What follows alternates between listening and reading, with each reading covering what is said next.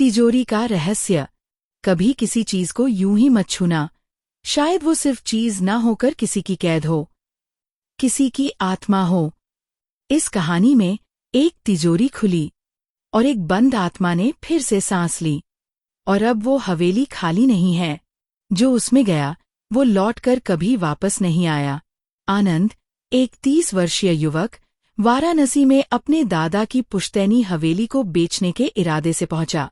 हवेली पिछले 40 सालों से बंद पड़ी थी। गांव के लोग कहते थे कि उस हवेली में कुछ है, कुछ ऐसा जो इंसान नहीं है। जैसे ही आनंद हवेली में घुसा, धूल भरे माहौल और टूटे दरवाजों के बीच एक अजीब सी ठंडक महसूस हुई। हवेली की सफाई करवाते हुए आनंद को तहखाने में एक पुरानी लोहे की तिजोरी मिली। उस पर एक लाल धागा लिपटा हुआ था और एक पुराना तांत्रिक चिन्ह बना था। नौकरों ने उसे खोलने से मना किया, लेकिन आनंद ने मजाक में कहा, भूत वूत कुछ नहीं होता, ये सब सिर्फ डराने के तरीके हैं। नौकर डर के मारे घर छोड़कर चले जाने की धमकी देने लगे तो आनंद उस तिजोरी को नहीं खोलने का आश्वासन दिया। परंतु रात को, जब सब सो रहे थे, आनंद ने उस तिजोरी को अकेले में खोलने का फैसला किया। जैसे ही तिजोरी का ढक्कन उठा, अंदर से एक तेज चीख सुनाई दी। अंदर केवल एक काले रंग की गुड़िया रखी थी, कांच की आंखों वाली, जली हुई सी। गुड़िया को उठाते ही हवेली की सारी लाइटें झपकने लगीं।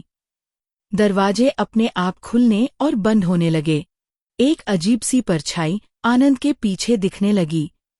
आनंद उस परछाई की सांसें अपने कंधों पर स्पष्ट महसूस कर रहा था। आनंद की सांसें भय के मारे रुकने लगी। घबराहट और भय से चीखते हुए आनंद बेतहासा अपने बेडरूम की ओर भागा। रात भर आनंद को नींद नहीं आई। हर बार आंखें बंद करता और किसी औरत की फुसफुसाहट सुनाई देती, मेरी चीज मत छीनो, मेरी चीज मत छीनो। सुबह उठते ही उसके शरीर पर खरोंचों के निशान थे। कोई इंसान नहीं कर सकता था ऐसा।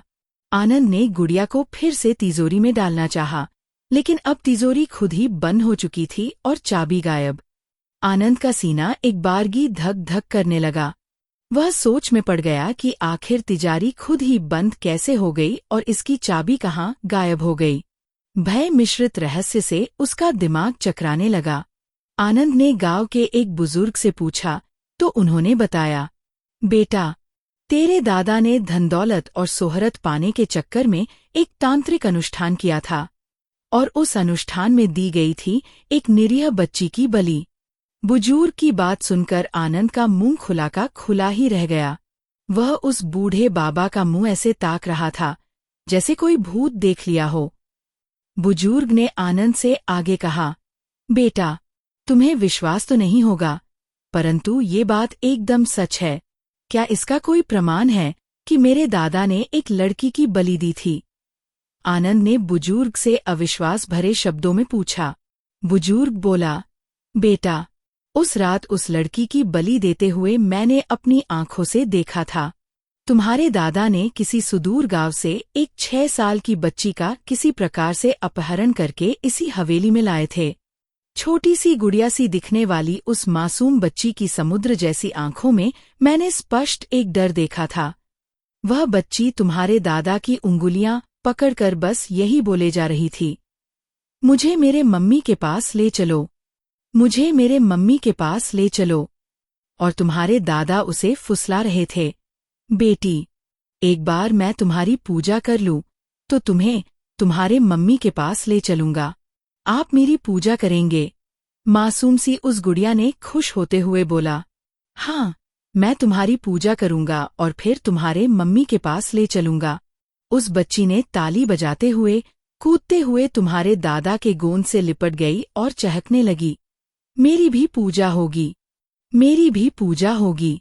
किसी प्रकार उस बच्ची को बहला फुसलाकर तुम्हारे दादा ने उसे शांत किया और फिर उसे आसन पर बैठाया, उसके गले में फूलों की माला डालकर उसकी विधिवत पूजा किया। और फिर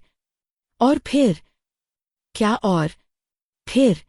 आनंद चीख पड़ा, आगे बताइए, क्या और?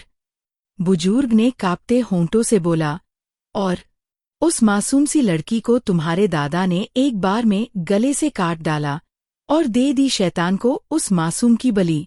आनंद की आंखें विस्मय और भय से फटी की फटी रह गई। दोस्तों, कहानी अभी पूरी नहीं हुई है। यदि आपको ये कहानी अच्छी लगी हो तो हमें कमेंट में बताएं। आप लोगों के लिए कहानी को आगे लिखा जाएगा।